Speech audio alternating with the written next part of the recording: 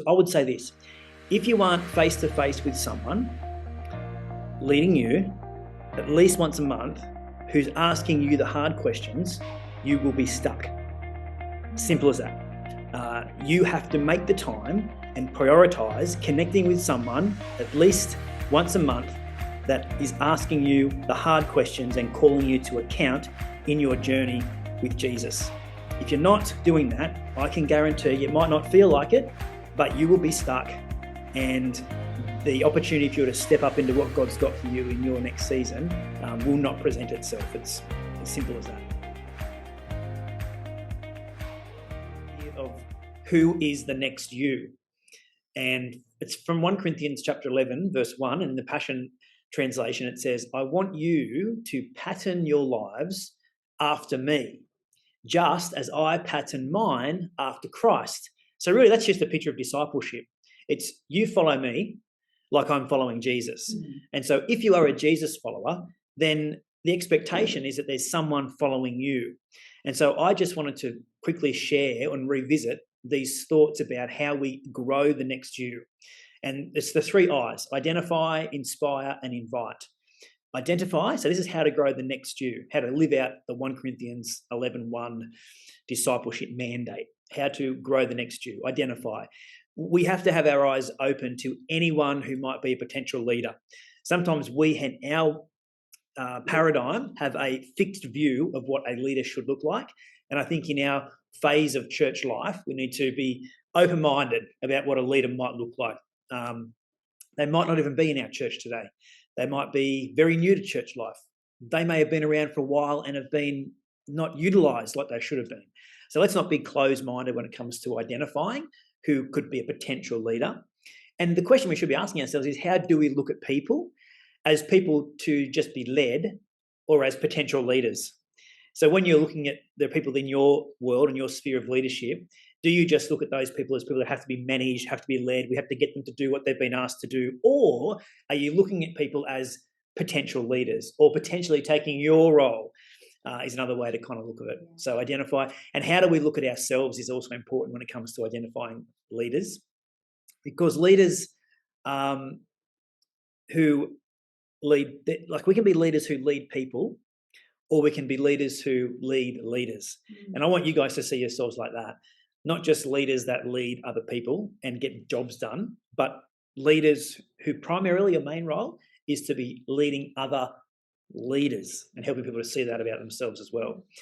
So we identify people, we inspire people, and if we want to raise up the next person in our role, take our job, then we have to be the kind of people that are inspirational. That's our culture, isn't it, at Beyond Church, to speak inspirationally, so prophesying over people, speaking life into people, speaking encouragement into people, speaking into people's destiny, their God future. Often people are just so busy with their own world, their own lives, that they forget that God has a purpose for them, and they can step into leadership opportunities because that's what's on their life. And it requires leaders like you to be speaking that into them, speaking God future, God purpose, speaking hopefully into people's lives, and speaking faith. You've got this, you can do this. Yes, with God at work in you, you're more than enough. So speaking inspirationally, inspire people. And the other thing that we as leaders should be doing is living inspirationally. So we should model what inspiration looks like. And for me, that looks kind of like saying yes to opportunities that might make us uncomfortable, because, we don't like it, but it is inspirational when you see leaders take a bit of a risk and sort of go after something and try something new, explore a new place. You don't want to be a leader that's stuck, doing the same thing in the same place at the same time with the same people. So for you to be able to draw someone into your world as a leader, it is up to us as leaders to live inspirational lives. And that's in our whole life. I think sometimes, I don't know if you think this, but in church world, we draw this box around our church life and say, well, I'm a leader there, but when it comes to everything else in my life, I'm not really leading. I've got permission to lead in church, but, I'm not really a leader, in my workplace or in my friendship circle. And I guess I want to challenge that idea, because saying yes to when you step into leadership in church life is actually saying yes to step into leadership in the whole of your life. Because, the Bible says that church is central. not peripheral. That, church is not peripheral to the world, but the world is peripheral to the church.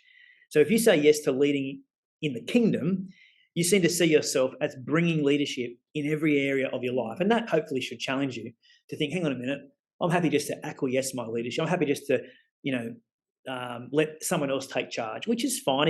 You don't overstep your mark in your job or your responsibility in your roles at work, but you can be responsible. You can bring something of heaven and the kingdom in any sphere that you're in, and that's leadership.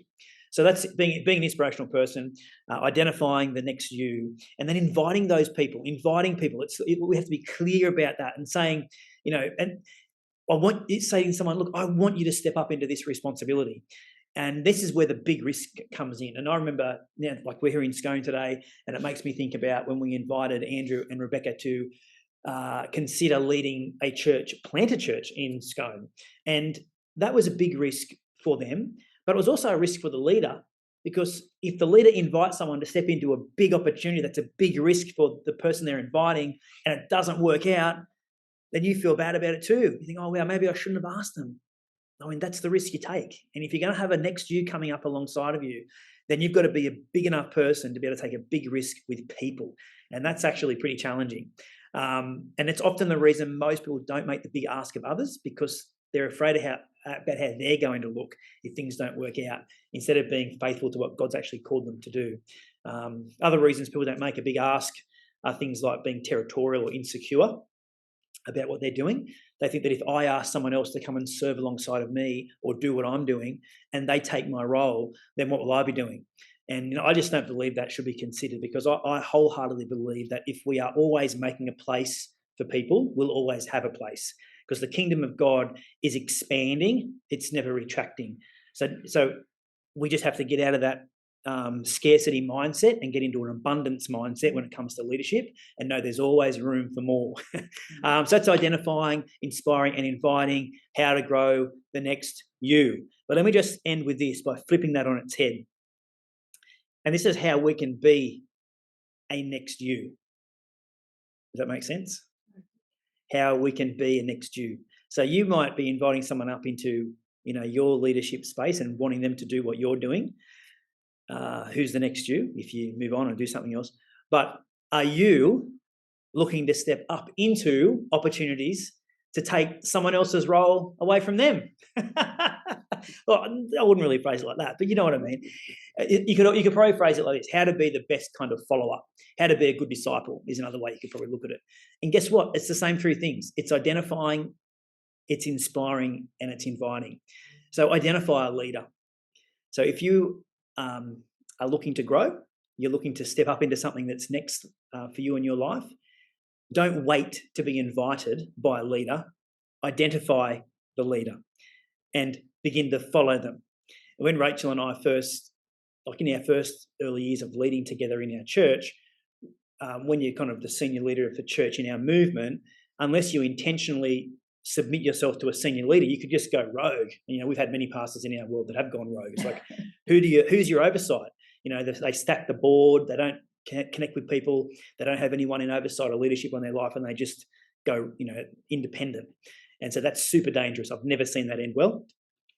So we began to intentionally seek after and identify people that we wanted to follow. And we invested a silly amount of time, really, and a lot of energy and even money into finding people that we could follow, that could mentor us, because we knew how important it was to have people over us that we could follow, and that we could see ourselves stepping into, a space like theirs, so the people in our world could step up into the next thing that God's got for them. So, and if you've already got access to leaders in your world, then make that work. You don't. If your context is that there's people in your world that are leading you, then make the most of that. Because I would say this: if you aren't face to face with someone leading you at least once a month, who's asking you the hard questions, you will be stuck. Simple as that. You have to make the time and prioritize connecting with someone at least once a month that is asking you the hard questions and calling you to account in your journey with Jesus. If you're not doing that, I can guarantee you might not feel like it, but you will be stuck, and the opportunity for you to step up into what God's got for you in your next season will not present itself. It's as simple as that. So identify and inspire. So if you're following, then be an inspirational follower. So I would say to do that, it's when you're with others who are leading you, be honest with them. That's inspirational, because lots of people try and guard the truth and hide behind a facade, but honesty is actually super inspirational. So be honest with people who are leading you. Be vulnerable with people who are leading you. Be spiritual. So bring something of the spirit when you're engaging with people who you're leading, and be trusting. It's risky, yes, but if we can't trust the people that are leading us, again, we're going to be robbing ourselves of opportunities to grow in God. And there's opportunities. So to be an inspirational follower, say yes to opportunities that make you uncomfortable. Just like a leader asking someone to step up makes them uncomfortable. As a follower, say yes to opportunities that might make you uncomfortable. Take some risks, try new things, go to new places, and then as your leader will think that you are amazing. Finally, invite. This is inviting yourself into those spaces. And so ask for someone to lead you. And so this might be a little bit awkward, I guess, or a little bit uncomfortable. And again, I've had this experience before. And sometimes people don't say yes to these questions and these asks, but that's okay. You've got to get over that. But ask people to lead you. Once you've identified them, once you know that you can be an inspirational follower, ask the question, go knock on the door, make the phone call, set up the relationship, do the work. And then once you've found someone who you can follow and who you can see yourself kind of stepping into, a season like theirs in the future, then make it your responsibility to maintain that relationship. If you want to grow, you've got to be responsible for it. So keep inviting yourself into that world. Keep leaning into that relationship. Don't blame them if, you can't get a hold of them, or you can't get a text message through, or sorry guys, pardon me, but some of the people I mentor who may not make an appointment, they will reach back out to me and say, oh, hey, sorry, we missed our appointment. Can I set up our next appointment? They don't wait for me to reach out to them to set up an appointment that they've missed. And it's the same for us. Like, we've got some people in our world that we are intentionally reaching out to. Hey, can we have a conversation? Can we catch up? When we go away, we'll go and visit people that are our mentors, and we'll intentionally make time to see them, spend time with them, let them speak into our lives, ask us the hard questions. And we are responsible for that. We own the responsibility, and we lean into it, and we make it work. We don't put it onto them and say, oh, they never called, they never texted, they never set up a meeting, they never come and visit. I mean, that's small thinking, and that certainly won't set you up to step into the next you that you can be. That's how to be a next you. So how to grow the next you, how to be the next you. And as I said, I brought those to us because of this season we're stepping into, which I know is a season of growth. And so that's going to mean there's going to be a lot of people in our world that are going to be looking to grow. And so what a great opportunity for us as leaders to be identifying them, inspiring them, and then inviting them in to serve in our world. And especially as